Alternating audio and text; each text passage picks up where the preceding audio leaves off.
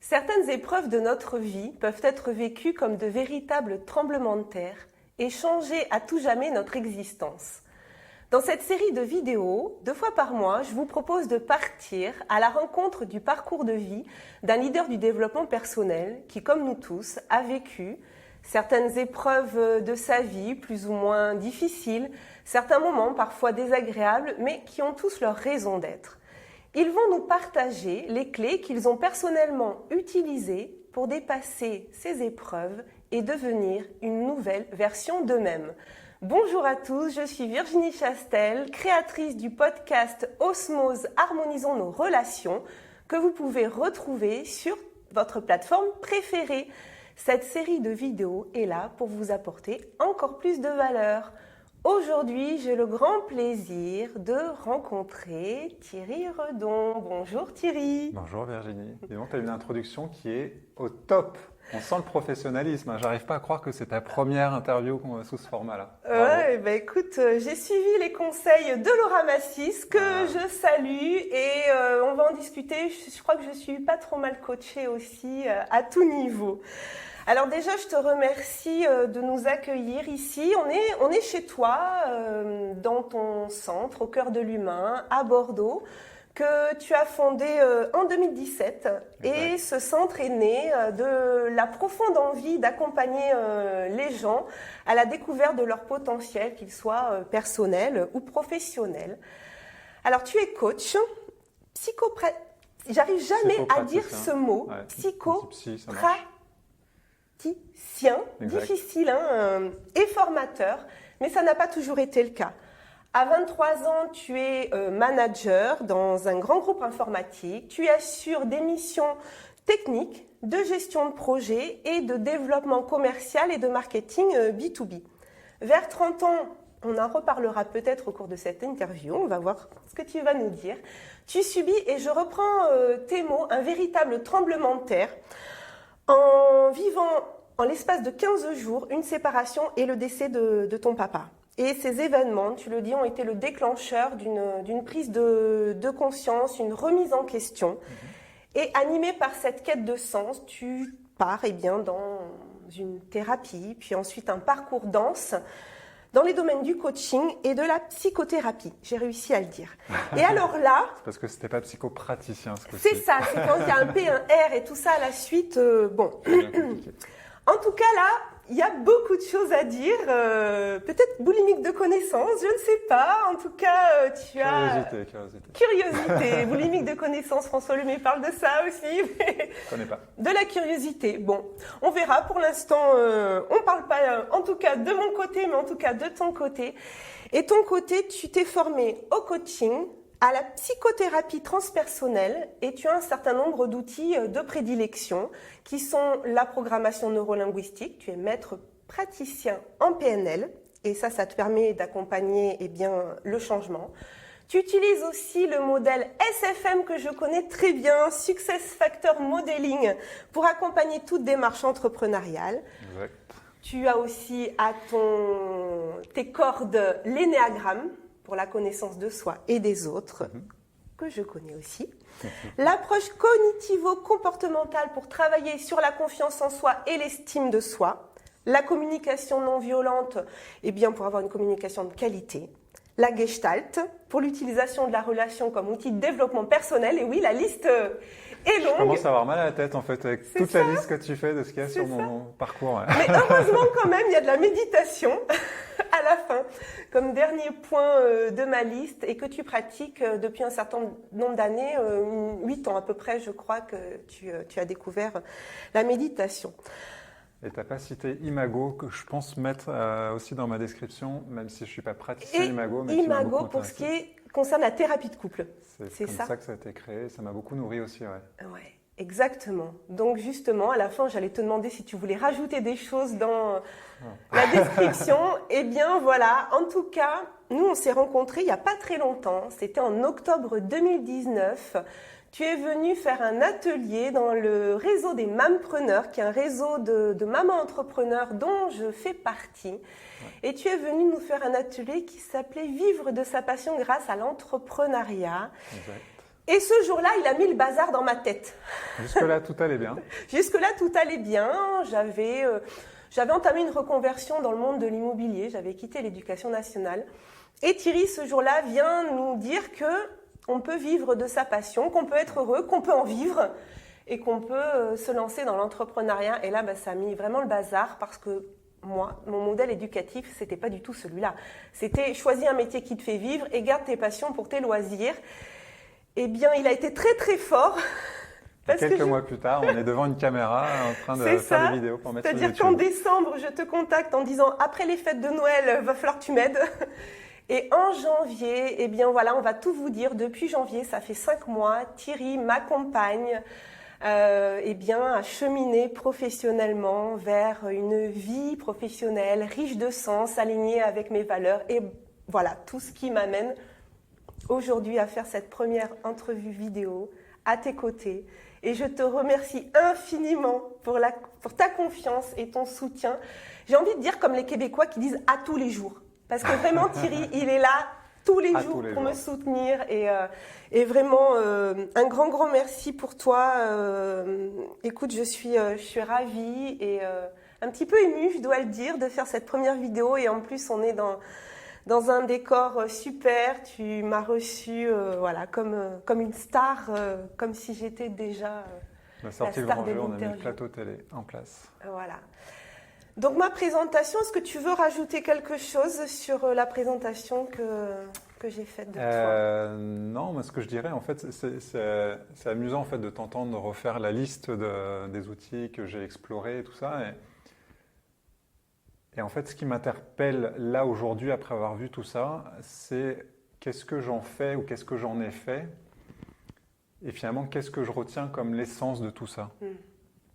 Parce que en fait, quand j'ai exploré un outil puis un autre, à chaque fois, ça m'a envoyé dans des directions très différentes. Ouais. Alors en plus, il y a le domaine du coaching, le domaine de la thérapie, il y a des polarités très différentes et puis des postulats très différents en fait, en fonction de l'outil et en fonction de la personne qui nous en parle. À chaque fois, moi, j'ai eu l'impression que quand j'étais, par exemple, en PNL, après en Gestalt, après autre chose, c'est un peu comme si à chaque fois, c'était genre, je voyais ça un peu comme la vérité absolue et je me disais, ah bah oui, c'est ça, puis j'oublie tout le reste. Puis après, j'étais sur un autre truc, j'oublie tout. Et puis en fait, il y a un moment où je me sentais complètement découpé au milieu de tout ça parce que ça m'a amené finalement à la question qu'est-ce que je crois moi vraiment fondamentalement au-delà d'une technique et autres. Et au final, c'est un puzzle qui se met en place. Il n'y a pas de vérité absolue. En fait, c'est ça. Moi, ce que je retiens de ça, c'est qu'il n'y a pas de vérité absolue. Alors, si vous regardez cette vidéo, c'est probablement que vous êtes intéressé par tout ce qui est développement personnel. Pour moi, il n'y a pas une vérité absolue de quelqu'un d'extérieur. La vérité, elle est juste relative à soi à un instant présent. Et c'est vraiment ça que je retiens en fait de tout ce parcours-là. Il m'a fallu des années en fait pour arriver à cette conclusion que pourtant j'ai entendue plein de fois, mais juste pour vraiment y croire, l'intégrer moi et du coup le redire là comme ça, parce que c'est facile de répéter des trucs. Bien sûr. Ouais. Surtout à l'époque dans laquelle on voit énormément de vidéos, de sources d'inspiration, tout ça. Il y a beaucoup de répétitions sans avoir une vraie intégration. Ouais. Et en fait, moi, c'est ça qui me semble super important. Et donc voilà, en tout cas, le premier grand enseignement que j'ai tiré de tout ça, c'était que la vérité, c'est juste moi intérieurement et moi avec moi. Que par contre, j'ai eu besoin d'explorer tout ça pour arriver à ça. Ouais. Donc j'entends aussi beaucoup de critiques autour de ça sert à rien d'aller chercher à l'extérieur la réponse à l'intérieur. Oui et non, parce que c'est en allant chercher à l'extérieur qu'on peut aller dans son cheminement intérieur. Donc, première chose. Et puis deuxième chose, moi ça m'a amené aussi beaucoup une ouverture à finalement cette phrase aussi qu'on entend beaucoup, c'est tout ce que je sais, c'est que je ne sais pas. Parce que ma vérité du moment à laquelle j'ai cru très fort, 2 semaines après, 3 semaines après, 1 mois ou 6 mois après, c'est devenu une vérité qui était complètement ridicule et j'en avais une nouvelle qui était arrivée là. Ce qui fait que, tu disais aujourd'hui, moi j'accompagne sous forme de coaching, de thérapie. Ce que je trouve très intéressant en fait, dans ce parcours-là, c'est que ça me permet aujourd'hui d'être en face de quelqu'un et quelle que soit sa croyance, sa vérité du moment, de dire c'est OK et il n'y a pas de jugement par rapport à ça. Et peut-être que demain ça changera, après-demain ça changera.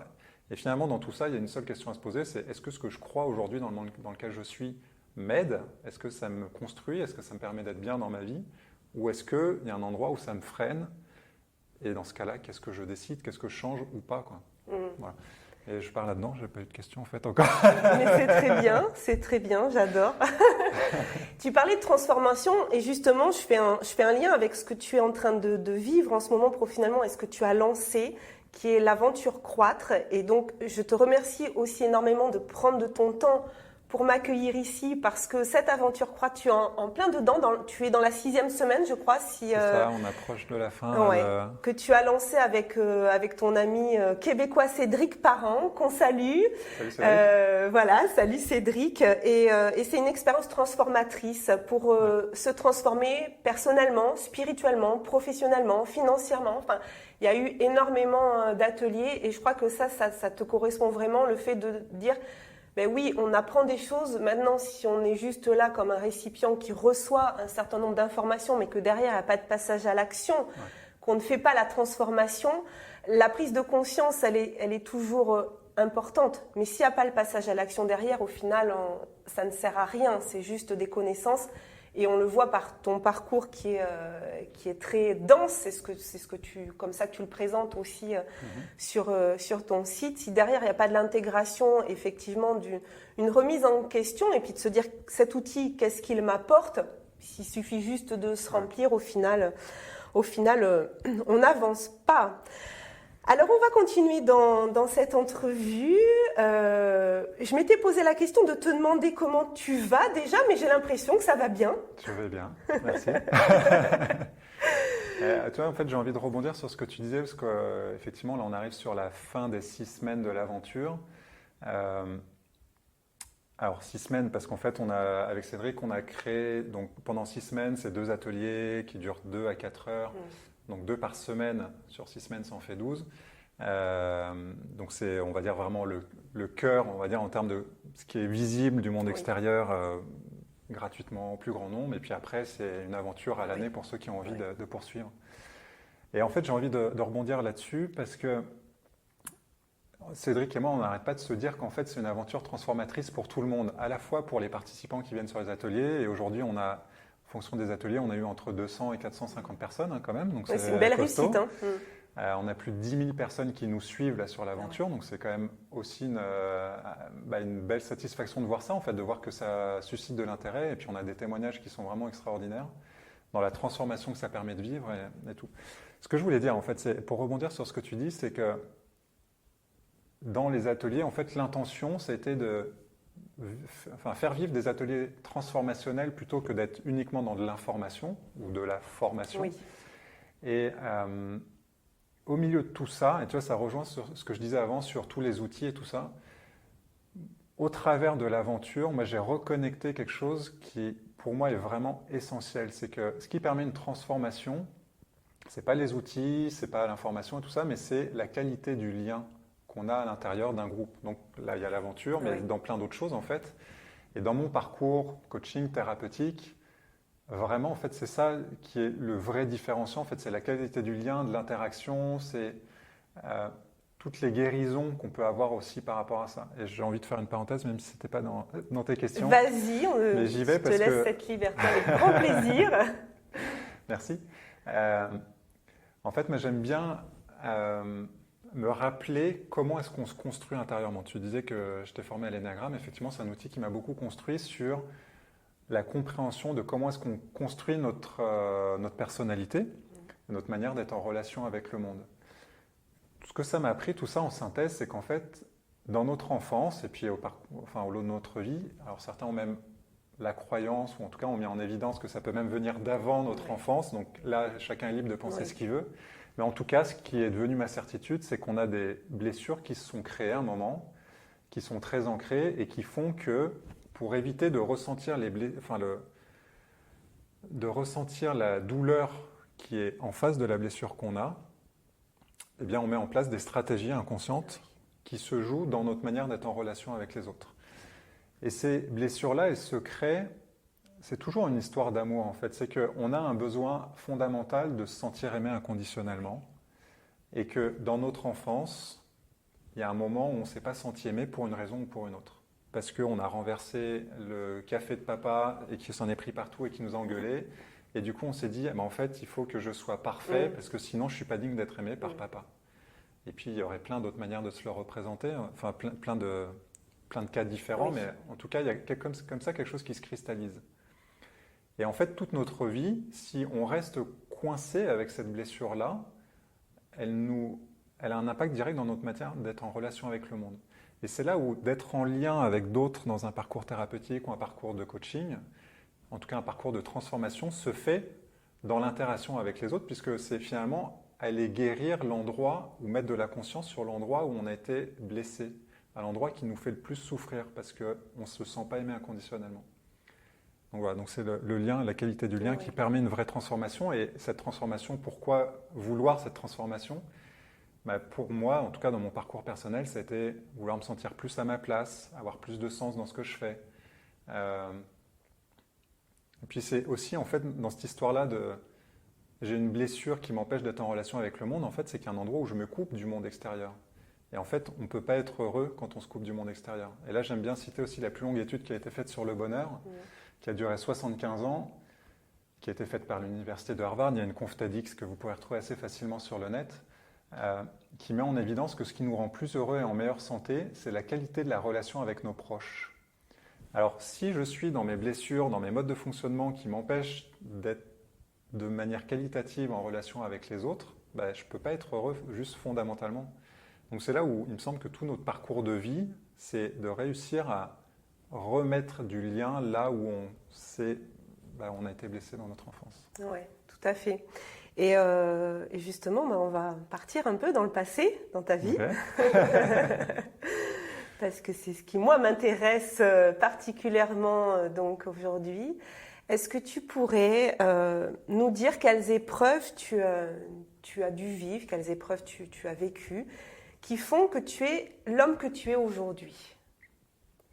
Alors, peut-être pas toute ta vie et toutes les étapes, mais peut-être, en tout cas, celles qui te viennent et celles que tu as envie de partager, qui pourraient avoir du sens pour les personnes qui nous regardent. Alors déjà, il y a celle que tu as citée tout à l'heure, qui est au lendemain de mes 30 ans, je me suis séparé, donc j'étais marié à ce moment-là, et mon père est décédé 15 jours après avoir, moi, décidé cette séparation-là, ce qui était un gros tournant, en fait, dans mon parcours, parce que, en fait, ça peut sembler bizarre de dire ça, mais moi, j'ai vécu ça un peu comme une mort-renaissance, et dans cette renaissance, c'était de devenir vraiment moi-même. Alors, je dis ça, là maintenant j'en ai 10 de plus, j'ai 40 ans. Est-ce que je suis complètement moi-même? Je pense pas, je suis encore en chemin, comme tout le monde, et j'ai la modestie de croire que je serai en chemin tout le reste de ma vie. En tout cas, on s'en rapproche. Ouais, c'est ça, pour moi c'est un chemin vraiment de petit à petit, aller de plus en plus vers son authenticité, vers de la justesse, de se connaître, encore la qualité de la relation avec les autres. Oui. Donc c'est le chemin de toute une vie. Je pense que j'ai fait quand même un bon bout de chemin sur les 10 dernières années. Et donc quand je dis mort-renaissance, en fait, c'est que du coup, pour moi, ce marqueur temporel qui a été celui des 30 ans, du décès de mon père, en fait, ça a été énormément de prise de conscience dans les 2-3 années qui ont suivi que tous les choix que je faisais jusque-là étaient énormément guidés par mon père, en fait, consciemment ou inconsciemment. Et pour moi, ce qui était fou, c'était de constater que 3 ans, 4 ans, 5 ans plus tard, après son décès, intérieurement, je négociais encore avec lui pour me justifier du choix que j'étais en train de faire. Donc tu te demandais qu'est-ce que penserait mon père ou est-ce qu'il serait d'accord, c'est-à-dire comme s'il y avait besoin d'une validation? C'est ça, est-ce qu'il approuverait ou pas? D'accord.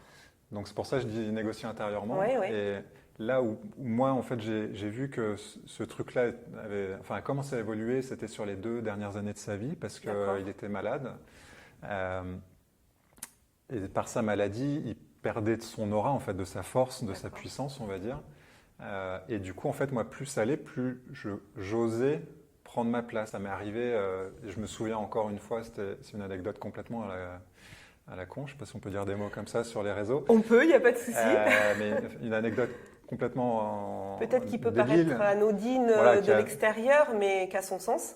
Exactement, en tout cas qui m'a marqué. Oui. Tu vois, c'est que 12 ans plus tard, je repense à ça. C'était une histoire de tondeuse dans son jardin, et qu'en fait, il y a un moment où je me suis affirmé davantage. En fait, j'ai un peu monté la voix, ce qui n'était jamais arrivé. En fait, c'était pas du tout le genre de relation que j'avais avec lui avant. Oui. Et donc, voilà, en fait, c'est que quand lui a un peu perdu de son aura, tout ça, bah, moi, je me suis plus autonomisé. Et puis après, pendant des années, j'ai encore continué à négocier intérieurement. Et voilà, aujourd'hui, je me sens plus du tout là-dedans, mais ça a pris du temps. Ça veut dire que tu avais une vision de ton père, tu idéalisais à outrance ce qu'il J'ai était idéalisé, et ou puis son opinion était très structurant pour moi, clairement. Ça t'aidait à te dire, s'il est d'accord, c'est que je suis sur le bon chemin. S'il n'est pas d'accord, c'est que je fais fausse route. Donc on est aussi sur la question de la confiance en soi, l'estime de soi. Alors il y a ça. Après, tu vois, moi, ce qui m'a beaucoup aidé, c'est un modèle qui a été... donc Carl Gustav Jung a posé les bases de ce truc-là. Puis je crois que c'était dans les années 70 ou 80. Il y a 2 Américains qui ont développé tout un modèle qui explique que... Alors, ça s'appelle les lifespan, je sais plus quoi, enfin les cycles de vie. D'accord. Et donc ça explique qu'en fait dans notre parcours de vie, bah, on a différentes phases. Donc il y a la phase la plus connue, c'est celle de la crise du milieu de vie, qu'on situe autour d'une 40aine d'années, même si aujourd'hui plus ça va, plus on sent qu'en fait c'est de plus en plus tôt. On est de plus en plus précoce, je crois, l'adolescence c'est plus tôt. J'ai l'impression d'avoir eu quand même un gros marqueur à 30 ans.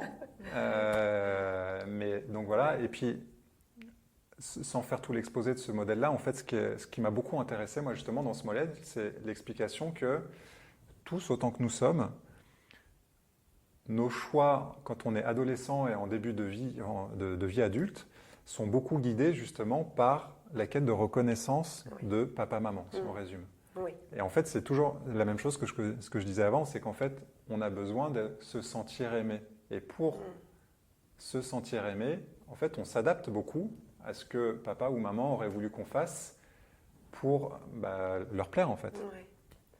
Mais est-ce que toi c'était parce qu'il y a des fois il y a manifestement des parents qui ont des attitudes qui peuvent être manifestement pas très aimantes on va dire, et il y a des fois il y a l'image que l'enfant se fait. Ouais. Est-ce que toi si tu regardes aujourd'hui ta vie avec ton père, est-ce que c'est quelque chose que tu t'étais construit, c'est-à-dire que tu t'étais imaginé que peut-être il ne te considérait pas comme étant assez grand pour prendre des décisions? Est-ce que c'était donc une interprétation de ta part ou est-ce que manifestement il y avait objectivement des faits qui pouvaient t'emmener à ça? Je dirais qu'il y a probablement les deux. Après, moi j'avais un père qui était très contrôlant, tu vois, très des avis sur tout. C'était un prof d'université qui avait toujours raison de tout, toujours l'explication et tout ça. Donc, du coup, en ça, avec une aura très forte, qui était même directeur d'une école d'ingé et tout. Et avec un côté très perfectionniste. Comme tu connais l'énéagramme, je le suppose pas mal en 1. Et là-dedans, en fait, il y a quelque chose de l'ordre de c'est jamais assez. Oui. Donc moi, en fait, j'ai grandi avec ça, avec c'est jamais assez, c'est jamais assez bien. Et donc tu ne seras jamais assez bien, donc si j'ai la validation... Et du coup, un besoin de c'est ça, de validation de lui qui saura toujours plus que moi, ce qui est bien pour moi. Et ça, moi, je l'ai vu avec le recul. En fait, je repense souvent à cette histoire-là. C'est à la fin de la 4e, quand on choisit la 2e langue, c'est quoi? 4e. Enfin, à notre époque, parce qu'on a à peu près le même âge. Mais peut-être, je ne sais pas. Donc à l'époque, en tout cas, pour la 2e langue vivante, en fait, donc avant l'entrée en 4e, en fait, moi je voulais faire espagnol, parce qu'en plus j'avais une petite copine dans l'été qui a précédé, qui était espagnole. Il m'a dit non, il faut que tu fasses allemand parce que tu as une logique très cartésienne. L'allemand, c'est des phrases qui se structurent comme ça. Il se trouve que lui a fait de l'espagnol et en fait, il n'a jamais rien fait et qu'il a regretté de ne pas avoir fait allemand. Oui. Donc, il m'a dit non, fais allemand. Et en plus, tu connais cette phrase-là, les classes d'allemand, c'est bien connu que c'est là qu'il y a les meilleurs élèves. J'ai vécu exactement la même chose. J'ai pris allemand pour être dans la classe des meilleurs.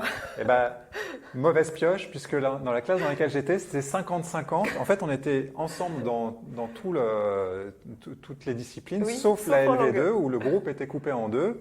Et on avait la moitié avec les Allemands et l'autre moitié Alors, la question qui intéresse tout le monde quand même, c'est est-ce que la petite copine, du coup, elle a été dans ta classe ou pas? Non, parce qu'elle était vraiment espagnole, donc j'étais plus avec après. Bon, t'avais tout raté. Là. Et puis là où j'ai eu les boules, c'est que la prof d'espagnol était beaucoup plus mignonne que la prof d'allemand, qui était pas à mon goût, on va dire. D'accord, en 4e déjà. Oui. Bref, tout ça pour dire que ce choix-là, clairement, bien sûr. Ça a été « Ok, papa, je vais faire ce que tu me dis. » Et voilà. Alors on est beaucoup, je dirais, à avoir vécu effectivement des choix qu'on a fait par rapport à nos parents. Après, effectivement, l'impact va être différent. Déjà, suivant, je pense, l'attitude du parent lui-même. C'est sûr que quand on a un papa qui a une aura gigantesque, ça aide peut-être pas à trouver sa place. Ouais. Et puis après, il y a suivant effectivement nous ce qu'on ressent, peut-être nos blessures. En tout cas, ça a été une difficulté pour toi de trouver ta place, de construire ton estime. Et au décès, est-ce qu'à ce moment-là, tu te rends compte que ça peut changer les choses ou c'est après coup, tu te rends compte qu'intérieurement, quand même, ça remue Pour moi, clairement, ça n'a pas été immédiat. Ça a été tout un cheminement. Je dirais un cheminement de conscience et puis de transformation intérieure. Après, en fait, la réalité, c'est qu'en étant dans la machine à laver, on ne sait pas qu'on est dans la machine à laver, en fait. Donc, ça s'est fait petit pas par petit pas. Déjà, moi, quand j'ai commencé ce travail thérapeutique, puisqu'en fait, à l'époque, le vrai gros départ, ça a été un travail avec une gestaltiste, donc en thérapie individuelle. En fait, à cette époque-là, moi, j'avais énormément d'a priori sur le monde des psys. Donc, c'était la fameuse phrase « c'est les fous qui vont chez les psys », tout ça. Donc, c'est aussi le bain culturel dans lequel j'ai grandi. Parce que tu étais dans un bain culturel aussi de scientifique, d'ingénieur. Ça aurait été un bain culturel en sciences humaines, peut-être que ça aurait changé la donne. Là, c'était pas le cas. C'était un monde très cartésien, très analytique, c'est ça, clairement, d'universitaire. Donc, du coup, en fait, moi, j'ai eu déjà besoin d'aller au-delà de cet a priori. Et ça s'est fait par 2 témoignages. D'une part, mon frère, si tu nous écoutes, peut-être que tu ne sais pas. Patrick, c'est ça? Patrick, à l'époque. Comment tu sais ça, toi? Parce que je crois qu'on a mangé ensemble il n'y a pas très longtemps et que. J'ai pas été fouillée, hein, tu me l'as dit. Hein. Peut-être après un petit verre de vin, je ne sais plus, mais. Et donc lui, en fait, m'a dit à l'époque qu'il voyait une psy. Et c'était hyper. Ton frère est plus âgé que toi. Il est plus âgé que moi. Tu vois, ça aussi, je sais. Je sais que tu es le 3e, petit dernier. Je suis le petit jeune. Donc voilà, il m'a dit ça et c'était complètement décomplexé. Du coup, j'ai dit tiens, ok. Donc premier électrochoc. Et puis après, ça a été mon manager à l'époque, Jean-Pierre, si tu nous regardes, qui un jour m'a dit voir un psy ou une psy, c'est hyper aidant. Et voilà. Et alors, compte tenu du personnage que j'avais devant moi, un mec très 8 dans son énergie, tu vois, très charismatique, leader et tout, qui me dit qu'il va se faire accompagner par quelqu'un, j'ai dit oula, qu'est-ce qui se passe? Et dans la demi-heure qui a suivi, j'ai regardé sur les pages jaunes, psy, dans le quartier, tu vois, et puis j'avais un rendez-vous le soir à 17h. Ah ouais. Ou là, 18h. C'était bon, tout. Donc en fait, c'était les 2 déclics, et après, c'était vraiment le début d'un parcours. Là aussi, je dirais que à partir du moment où il y a quelqu'un qui a aussi une aura et une position qui te dit que c'est OK, là, tu t'autorises à te dire c'est OK. C'est ça, en fait, ça donne une autorisation intérieurement, absolument. Ouais. Donc là, on est encore dans un besoin de validation, mais il n'y a pas de souci. Hein. Je suis comme je suis et je pense que je ne suis pas le seul, donc du coup, ça m'aide ça m'aide à m'accepter encore plus comme je suis. Je confirme, quoi. Parmi tous les outils qu'on a vus, donc c'est des outils que tu as. Est-ce que c'est des outils que tu as utilisés d'abord pour toi personnellement pour apprendre à te découvrir et qu'ensuite tu as mis dans ta palette des outils que tu peux utiliser en psychothérapie ou en suivi? Est-ce qu'il y aurait un outil dont tu aimerais nous parler pour nous dire vraiment ce que toi ça t'a apporté comme changement? C'est compliqué d'en choisir un parce que parmi tout ce que tu as cité, pour moi c'est vraiment l'agglomération de tout qui fait qui je suis aujourd'hui et qui me sert en fait dans une situation ou dans une autre. Alors peut-être dans l'ordre chronologique, peut-être quels sont les premiers ou Ouais, alors le premier que je pourrais citer, c'est la PNL qui m'a Oui. effectivement beaucoup nourri. Alors le grand paradoxe que ça, c'est qu'en fait j'ai passé des années à me former en PNL en disant j'aime pas la PNL. D'accord. Mais en sentant qu'il y avait quand même des trucs intéressants et en même temps, dans la PNL, moi, si certains d'entre vous se forment ou se sont formés à la PNL, en fonction de là où ils se forment, il peut y avoir quelque chose de très analytique, très étape 1, étape 2, étape 3, qui m'a pas mal rebuté parce que pour moi c'était du coup une démarche très intellectuelle. Et avec le recul, j'adore tout ce que j'ai appris en PNL, mais pas forcément en le faisant tel que je l'ai appris. Pour autant, c'était un processus d'apprentissage dont j'ai eu besoin, qui m'a permis d'intégrer et de réutiliser à ma sauce aujourd'hui. Donc, je crache pas dessus. Et en fait, heureusement que je suis passé par là. Oui.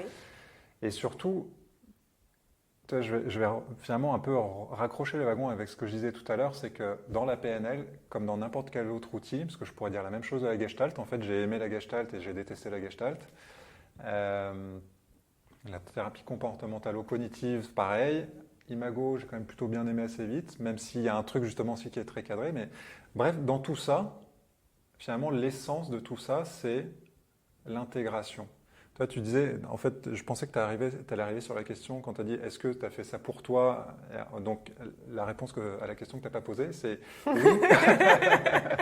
C'est pour ça qu'il est coaché, pas moi. En fait, c'est ça, c'est que moi, j'ai toujours eu besoin d'expérimenter. Dans mon processus, souvent, c'était de dire j'aime pas, et puis d'y revenir, de le comprendre à un autre niveau, de l'intégrer, de dire ah mais en fait, c'était vraiment bien. Mais quand tu dis, je te coupe parce que quand tu dis j'aime pas, t'aimes pas, pourquoi en fait? Parce que ça venait remuer des choses en toi que tu n'avais pas envie de voir, ou parce que l'approche te plaisait pas et du coup après tu en as fait un peu ton. Alors si je suis très honnête avec moi. Mais ça serait pas mal, ouais. Que tu en fait, j'ai ma montre qui vibre. Oh, la technologie. Non, en fait, ce qui s'est passé, c'est que dans tout ce travail de conscience, il y a toujours un endroit qu'on n'a pas envie de voir chez soi. Oui. Dans mon processus à moi, et je sais qu'on est nombreux dans ce cas-là, ce qui s'est joué, c'est que j'ai des processus mentaux qui sont venus, qui ont du coup vécu une expérience avec un outil en PNL ou autre, et aussitôt que je vis l'expérience en termes d'émotions, dans mon corps, etc., aussitôt il y a le mental qui arrive et qui dit non mais ce truc-là c'est de la merde. Et donc qui sabre aussitôt l'expérience. Et on dit souvent, toi ce matin j'étais en discussion avec Maria Hanel qui est experte en EFT. L'EFT c'est pareil, en fait c'est un truc qu'on se tapote. Et moi la première séance de EFT que j'ai fait avec une amie il y a plusieurs années, je passais mon temps à rigoler, je me disais qu'est-ce que c'est que ce truc quoi.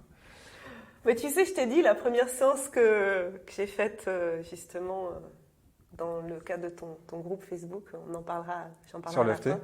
Là où je t'ai renvoyé un message, je suis désolée, mais ça marche pas. J'ai rien ressenti. Sur moi, ça marchait pas parce que je pense que je mentalisais trop. Ouais.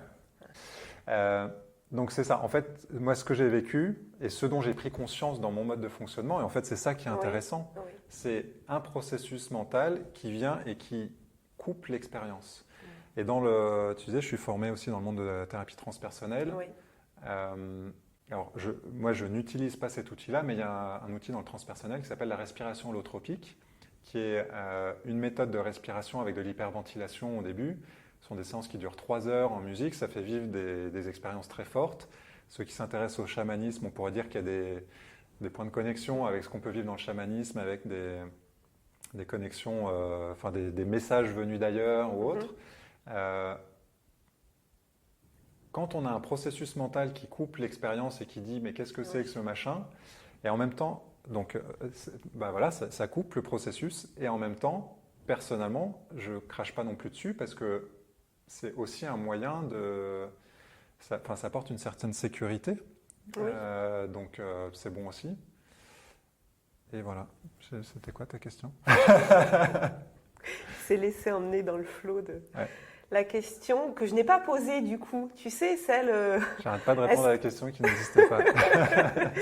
Est-ce que donc ces outils... Donc la question que je n'ai pas posée, c'est est-ce que les outils, tu les as utilisés pour toi avant de les utiliser de façon professionnelle? Et c'était, est-ce que tu peux nous prendre quelques outils et nous dire qu'est-ce que ça t'a apporté, en quoi ça t'a aidé à dépasser certaines épreuves de ta vie? Là, on est sur un parcours de vie de recherche de la confiance en soi et de l'estime de soi. Ouais, et puis de la réalisation et du bonheur. Oui, ce qui est pas mal, tout simplement. Ma foi. Et c'est passé aussi par un changement professionnel, mais c'est passé aussi par d'autres changements de vie. Ouais. Donc, au choix, l'outil que tu veux, on peut en voir plusieurs. Alors, j'ai envie de citer en premier, l'énéagramme. Dans tout le panel, c'est compliqué d'en choisir, mais j'ai envie de prendre l'énéagramme. En fait, moi, l'énéagramme, système d'études de la personnalité qui existe depuis des millénaires, 4e siècle avant Jésus-Christ, d'après ce que nous disent certains historiens. Met en évidence comment est-ce qu'on fonctionne, en fait, la construction de notre personnalité. Mais c'est un outil qui m'a énormément aidé à me comprendre moi et à comprendre les autres. Ou en tout cas, finalement, à comprendre que déjà, je n'ai pas une vérité absolue.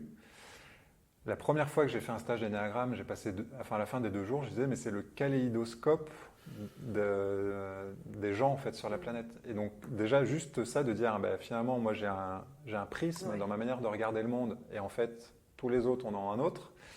Alors dans l'énéagramme, on regroupe, et puis il y a des grandes catégories, mais globalement chacun est individu, enfin a son identité à lui. Donc ça m'a amené en fait beaucoup d'ouverture aux autres, de dire ok, en fait j'ai peut-être pas une vérité absolue. Donc de la tolérance. Donc de la tolérance, de l'ouverture, de l'empathie. Et peut-être d'être rassuré aussi, de se dire je suis pas comme tout le monde, mais je suis pas moins bien, il n'y a pas de hiérarchie en fait. C'est ça, exactement. Et que pour chacun d'entre nous sur cette terre, on a des côtés cool dans notre mode de fonctionnement et puis des côtés un peu moins cool. Il y a les côtés qu'on pourrait appeler la zone de lumière, zone d'ombre. Et apprendre à aimer les 2 côtés aussi. C'est ça, apprendre à aimer, apprendre à accepter, à accueillir. Et puis du coup, c'est ça qui amène une transformation. L'énéagramme, de la réalisation. Je confirme, j'ai découvert ça aussi grâce à toi et grâce à Isabelle. Et ça permet effectivement de mieux se connaître et dans son rapport avec les autres. Et puis un deuxième que j'ai envie de citer, que tu n'as pas mis dans la liste parce que tu vois, je n'ai pas tout mis sur mon site web. Oui, ton site web n'est pas à jour, donc s'il te plaît. C'est qu'en fait, je ne l'assumais pas. Et en même temps que je t'en parle, je me dis, j'ai envie de l'assumer complètement. En fait, c'est que moi, j'ai beaucoup exploré le tantra. Enfin, beaucoup, j'ai exploré le tantra. Et je pense qu'en fait, le plus gros morceau de ma transformation a certainement été dans le tantra. D'accord. Dans le tantra, alors il y a plein de courants différents, beaucoup de fantasmes aussi autour du tantra et autres, mais en tout cas, moi, ce que je trouve intéressant dans le tantra, c'est, en tout cas qui m'a transformé moi, c'est l'histoire de la relation avec les autres, en fait. Que ce soit dans l'intimité, mais au-delà. Oui. La première fois que j'ai fait un stage de tantra, il se trouve que j'étais en couple à l'époque avec une thérapeute, anecdote que tu connais pas parce qu'on n'a pas bu assez de verre de vin. C'est ça. Non, c'était le midi, on ne pouvait pas... Fallait que tu ailles chercher ta fille à l'école après. Donc, en fait, j'étais en couple avec une thérapeute. On était tous les 2 parisiens. À l'époque, moi, j'étais cadre dans le monde du corporate, tout ça. Donc, chemise, cravate pour aller bosser, tout ça. Et donc là, on était avant les 30 ans. Donc. On était après, parce que c'est pas à 30 ans que j'ai quitté. Il m'a fallu un temps de maturation avant de faire un switch. Mais c'était justement après cette période-là. C'était dans mon parcours de conscience. Et puis... et donc, elle connaissait le tantra, m'a dit viens avec moi en stage, tu vas voir, tu vas adorer.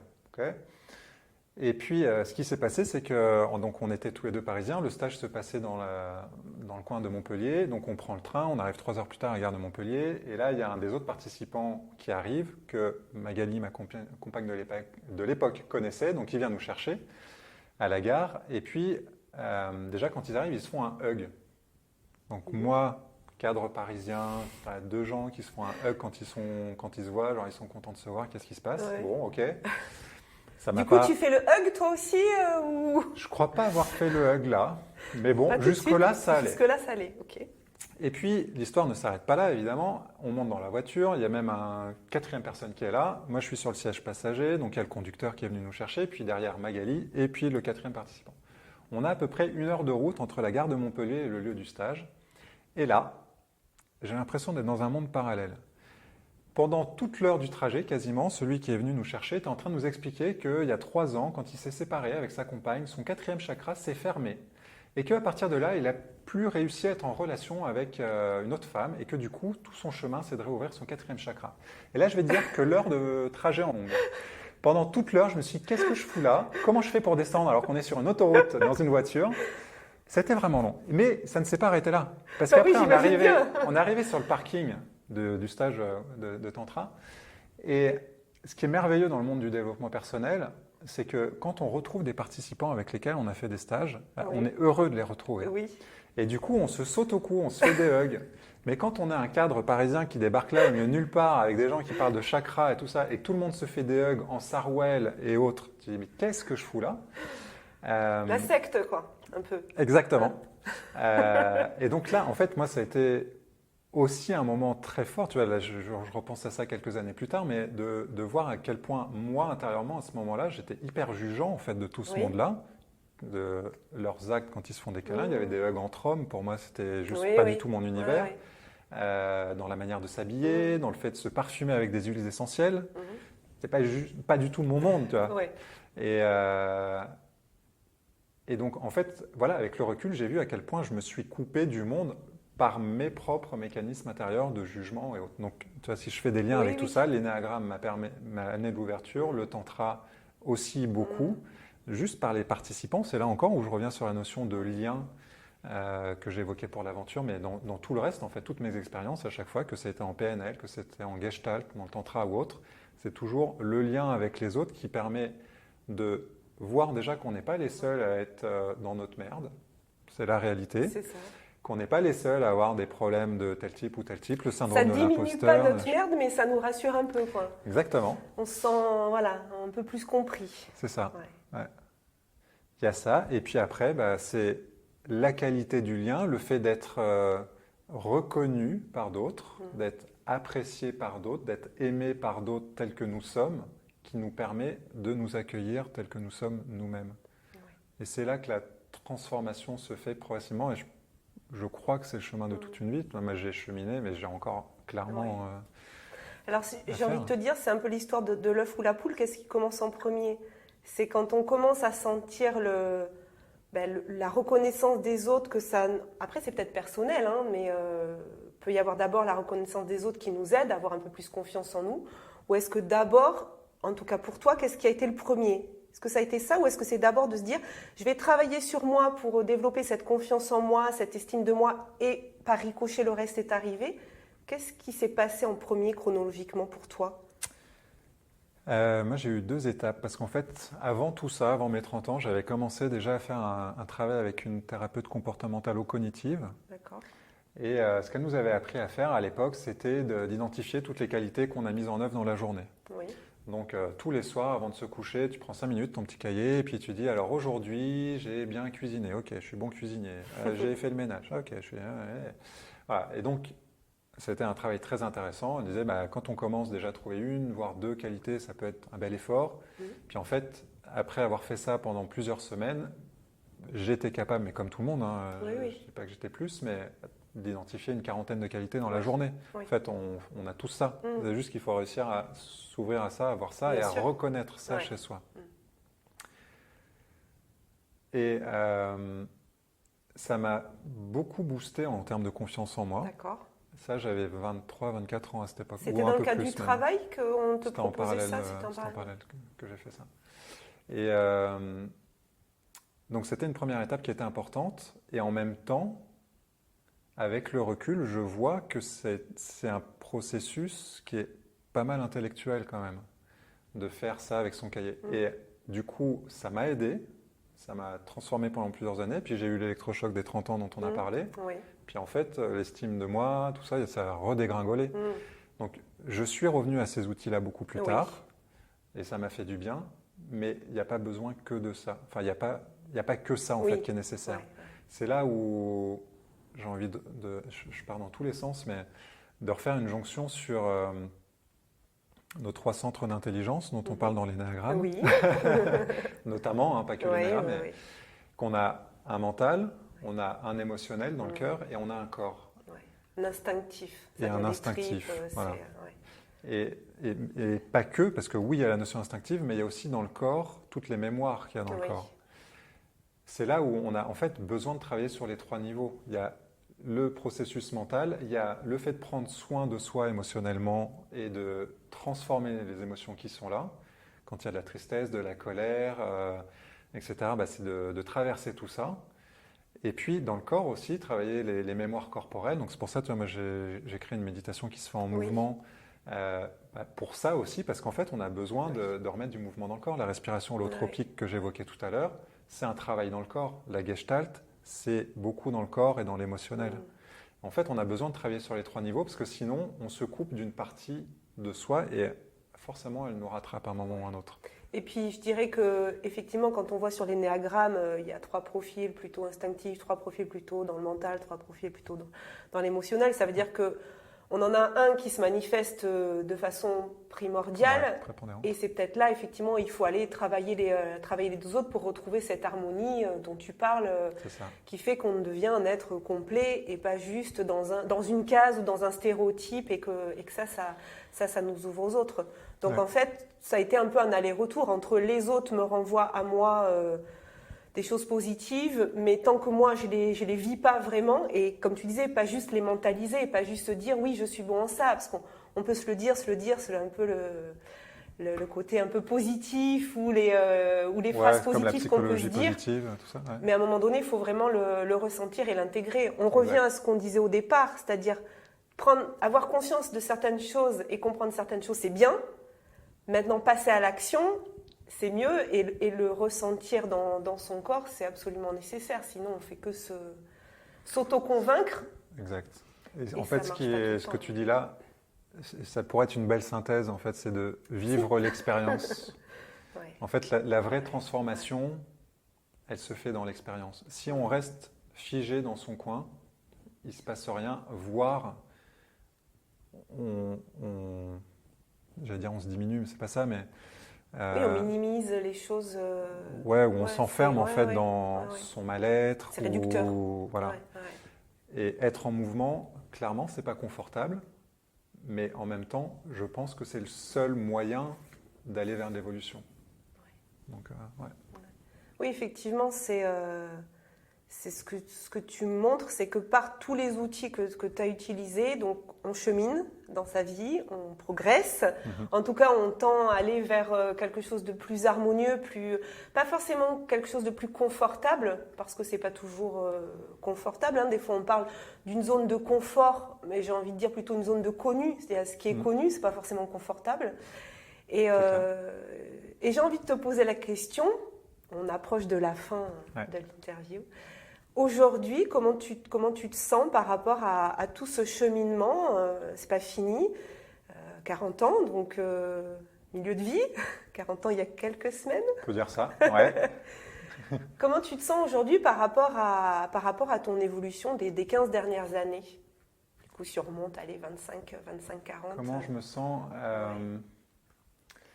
déjà, je suis aujourd'hui très heureux d'avoir fait ce chemin-là. Et quand je dis aujourd'hui, c'est qu'il n'y a pas si longtemps, il y a quelques années, il y a vraiment pas si longtemps, il y a un moment où je me suis demandé à quoi bon tout ça. Parce que, en fait, de mettre toujours le nez dans sa... tu vois, d'être toujours en train de regarder ses blessures d'enfance, etc. Il y a un moment où je me suis dit, mais je mets toujours le prisme sur ce qui me fait souffrir. Donc pendant très longtemps, pendant cette période-là, je me disais, mais je regrettais d'avoir pris ce chemin-là quelques années plus tôt. Le grand problème, c'est qu'une fois qu'on a commencé, on ne peut pas revenir en arrière. C'est ça. En gros, c'est la boîte de Pandore, en fait. C'est-à-dire, soit tu ne l'ouvres pas, une fois que tu l'as ouverte, il faut gérer les choses. C'est ça. On n'a plus d'autre choix que d'avancer. On peut pas Donc dire qu'on ne choisissez savait bien pas. avant. C'est-à-dire que soit on commence... Vous pouvez couper la vidéo et surtout désactiver toutes les chaînes YouTube, tout ça, de trucs qui ressemblent à du développement personnel. Ne regardez pas toutes les vidéos que je vais vous proposer. Et du coup, en fait, j'ai l'impression d'avoir traversé ce qu'on appelle la nuit noire de l'âme. D'accord. Il y a un livre comme ça qui en parle très bien, beaucoup mieux que moi. Et en fait, c'est ça, dans ce cheminement de conscience, c'est qu'il y a un moment où en fait, on va vraiment dans les bas-fonds de notre souffrance. Et c'est en allant là que, en fait, il y a un moment où il y a un peu une histoire de décision quand même. J'ai eu un débat avec un de mes psys à une époque qui m'a dit non, on ne décide pas, machin, mais ma conviction, c'est que en fait, quand on va vers là, il y a un moment où finalement on se retrouve face à la décision de est-ce que je continue à sombrer ou est-ce que je choisis la lumière, en fait, est-ce que je choisis l'ombre ou la lumière. Ça. Donc quand on va vraiment en profondeur là-dedans, et je pense que tous les grands méditants pourraient dire la même chose certainement, c'est qu'il y a ce truc-là. Et c'est là où on peut vraiment choisir sa lumière. Après, est-ce que moi, 10 ans plus tard, avoir vraiment fait tout ce parcours-là et puis je continue à cheminer, est-ce que je suis complètement réalisé, machin? Non. Est-ce que je le serai un jour? Je ne crois pas. Je n'ai pas cette prétention-là. Pour moi, j'aime bien me représenter le Bouddha, tu vois, par rapport à ça. Donc, je ne suis pas plus bouddhiste qu'autre chose. Mais on entend aussi souvent dans le monde du développement personnel ou de la spiritualité, on parle d'être éveillé, tout ça. Oui. Donc, ma conviction personnelle aujourd'hui où je parle, c'est que être un être éveillé, pour moi, c'est un espèce de fantasme idéalisé. Oui. C'est comme en mathématiques, l'infini, oui, on comprend le concept, tout ça, mais c'est un truc qui n'existe pas parce qu'on a un ego dans l'être incarné que nous sommes. Je pars encore vraiment dans tous les sens parce que je ne sais même plus pourquoi je te parle de ça. Mais je ne sais plus. En fait, je te demandais comment tu te sentais aujourd'hui et tu disais que en fait, c'est le chemin qui compte. Tu n'arriveras jamais à cet être éveillé à 100% et que c'est pas non plus un objectif en soi, que c'est pas ça qui compte en fait. C'est ça en fait, c'est trouver le plaisir aujourd'hui déjà. Pour moi, c'est un grand changement par rapport à quelques années et puis encore régulièrement, j'ai besoin de me ramener à ça. Hein. C'est d'être dans l'instant présent beaucoup plus que dans la projection du futur. Alors en tant que coach, c'est un peu moche de dire ça, mais et ne pas être embourbé dans le passé. En tant que thérapeute, c'est compliqué. Oui, c'est ça, oui. Tu vois, c'est là où pour moi c'était super intéressant. En fait, je te disais, je me suis senti découpé plein de fois en fait dans mon parcours parce que j'avais un week-end de formation en coaching et le week-end d'après, j'étais en formation en thérapie. Donc, un coup le passé, un coup le futur, un coup le. Et puis, qu'est-ce que je crois mieux de tout ça ? Il faut trouver son présent et comment on est dans l'instant présent et effectivement, quelles sont les leçons qu'on tire du passé, comment on se projette dans l'avenir, mais éviter d'être tiraillé entre. C'est ça. Et c'est qu'en fait, in fine, tout est là.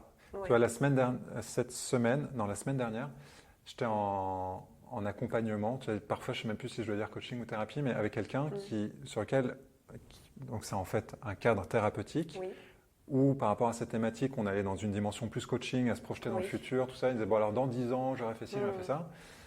Et puis en fait, la conclusion de tout ce travail-là, c'était, en fait, tout est déjà là. Et je pense que c'est ça en fait, c'est travailler sur le futur comme on le fait en coaching, ça donne la direction pour déjà voir de quoi on a besoin pour aller vers ça et puis surtout en fait prendre conscience que finalement le plaisir, le bonheur, il est là maintenant dans l'instant, il n'est pas plus tard. Voilà, et puis après moi dans les grosses prises de conscience aussi qui en fait ont complètement changé ma manière de voir le monde et ma vie, c'est de dire que tout est toujours parfait. On a un ami commun qui dit ça et c'est vraiment essentiel et que tout a sa raison d'être. Donc quand je traverse des galères, ok, ça a sa raison d'être. Ça ne veut pas dire d'être gnangnan, machin, et puis tout positiver à outrance, mais c'est juste de prendre du recul et dire ok, quel est l'enseignement que je peux avoir ça ?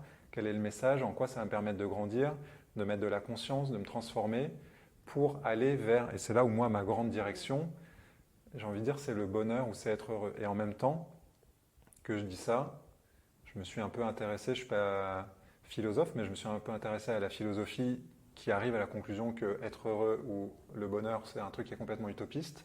Je crois aussi, je crois en fait à l'impermanence, donc tendre vers ça oui, tendre vers la réalisation de ça oui. Moi, j'aime bien me représenter le vieux sage, mais peut-être qu'un jour, je serai un vieux sage. J'ai encore beaucoup de chemin, mais si je peux tendre vers ça et d'avoir le sourire du matin au soir, voilà, je pourrais être content du parcours que j'ai fait. Et on peut être, j'ai envie de dire, heureux de s'imaginer qu'on est dans cette recherche du bonheur et qu'on met tout en place. Et finalement, heureux de mettre en place ce processus en se disant, rien que l'idée de vivre ce processus me rend heureux. Peut-être qu'on pourrait trouver la joie conclure comme ça. Je ne sais pas, on pourrait conclure comme ça.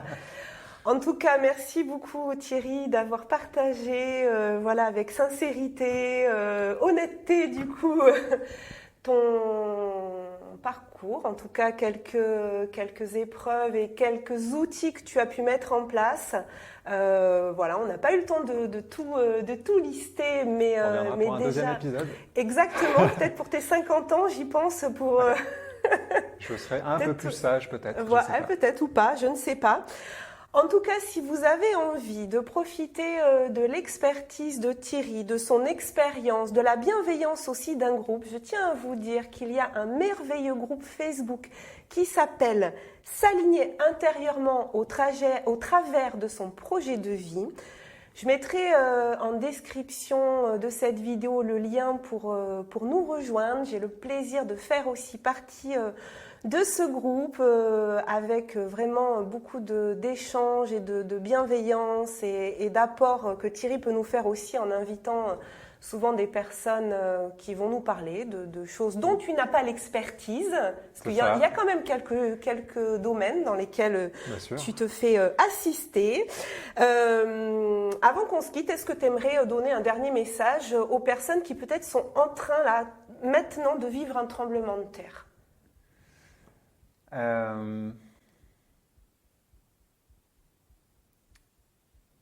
Si ça se résumait en une phrase, c'est que tout est toujours parfait et avoir confiance dans le processus. C'est qu'il y a toujours un processus qui est en train de se jouer, que dans l'instant, on n'a pas la clarté, on n'a pas le recul pour dire « ok, ça m'emmène vers du bien », mais la réalité, dans mon expérience, en fait, c'est que c'est toujours ça, même si dans le fond, ça implique justement d'avoir cette croyance-là pour faciliter ça.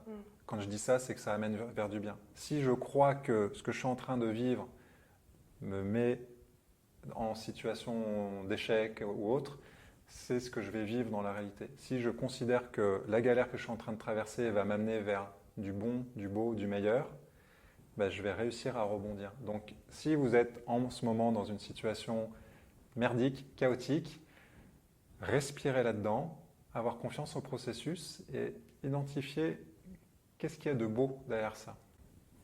Merci. Avec plaisir. Très belle fin de journée à toi. À bientôt. À bientôt. Merci. Alors, si vous avez aimé cette vidéo, surtout vous n'hésitez pas à la liker. Si vous pensez qu'elle peut apporter de la valeur à quelqu'un dans votre entourage, sentez-vous libre de la partager. Et si vous voulez avoir encore plus de contenu inspirant, on se retrouve sur mon site internet virginiechastel.fr. Je vous souhaite une très belle fin de journée et surtout, prenez soin de vous.